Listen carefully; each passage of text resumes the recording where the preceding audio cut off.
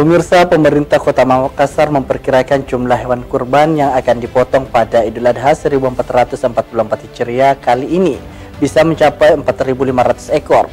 Menurut Pemkot, kuota jumlah hewan kurban tahun ini pula dianggap meningkat dibanding tahun sebelumnya. Kepala Bagian Kesejahteraan Rakyat Kesra Kota Makassar, Muhammad Syarif menyebutkan, sekitar 4.500 hewan kurban akan dipotong pada perayaan Idul Adha 1444 Hijriah. Ia memperkirakan jumlah pemotongan hewan tersebut disebabkan jumlah masjid yang ada di Makassar diperkirakan mencapai 1.400 lebih.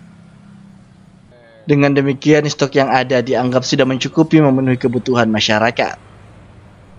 SKPD itu membeli sapi di RPH, maka ada kurang lebih 70 ekor sapi. Itu bisa diambil di RPH yang dibeli oleh seluruh SKPD.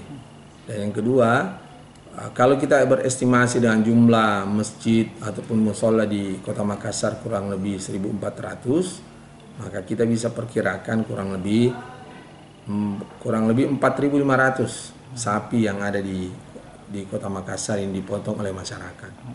Dan insya Allah itu bisa mengcover masyarakat kita yang kurang mampu maupun yang berkurban. Kalau pembagiannya sendiri seperti apa nanti? Pembagian hewan kurban tersebut itu sudah ada panitia-panitia. Kalau di RPH itu akan dibantu oleh Basnas Kota Makassar.